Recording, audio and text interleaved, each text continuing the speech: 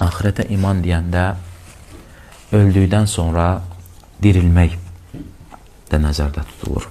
Bəhs deyirlər buna ərəbcə. Yəni, öldükdən sonra diriliş. Allah subhanahu wa ta'ala buyurur ki, وَنُفِخَ فِي الصُّورِ فَسَعِقَ مَنْ فِي السَّمَاوَاتِ وَمَنْ فِي الْأَرْضِ إِلَّا مَا شَاءَ اللّٰهِ. Deyir, sura üfürüləcək və göydə də, yerdə də olan hər kəs yalnız Allahın istədiklərindən başqa öləcəklər ya da özlərindən gedəcəklər. ثُمَّ نُفِخَ فِيهِ أُخْرَى فَإِذَا هُمْ قِيَامٌ يَنْظُرُونَ. Sonra növbəti dəfə sura üfürüləcək və onlar qalxıb gözləyəcəklər. Biz demişdik ki, sura üfürən mələk hansıdır? İsrafil əleyhissalamdır və Allah subhanahu wa ta'ala ona əmr eləyəcək.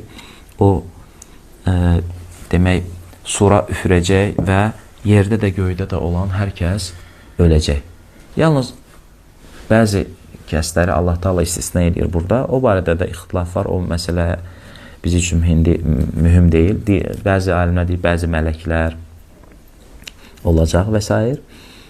Ancaq biz bilirik ki, əksəriyyət, yəni çox böyük çoxluq surdan neyniyəcək, öləcək. Sonra ikinci dəfə, yəni növbəti dəfə sura üfürəndə isə hər kəs diriləcək və yəni dayanıb gözləyəcək. Və bu barədə nədir? Bizim ayələrimizdə, hədislərimizdə çoxdur. Zə'aməl-ləzīnə kəfəru ən lən yub'əsu. Kafirlər iddia elədilər ki, yalandan dedilər ki, onlar dirildilməyəcəklər. Sonra görün nə deyir? Qul bələ və rabbi lətub'əsunnə thumma lətunəbbəunnə bimə əmiltum. Sonra Allah Teala onlara rədd olaraq deyir ki, əksinə de. Peyğəmbər s.ə.v deyir ki, de. Əksinə, Rəbbimə and olsun ki, siz dirildiləcəksiniz, sonra elədikləriniz barədə sizə xəbər veriləcək. Və zəlikə aləllahi yəsir. Və bu Allaha asandır, çox asandır. Aydındır.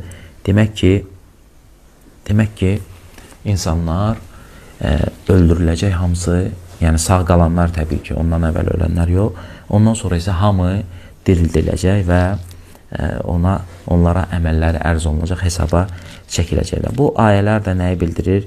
Onu bildirir ki, insanlar həqiqətən də yəni ölümdən sonra bir daha dirildiləcəklər. Yəni artıq növbəti həyatı yaşayacaqlar.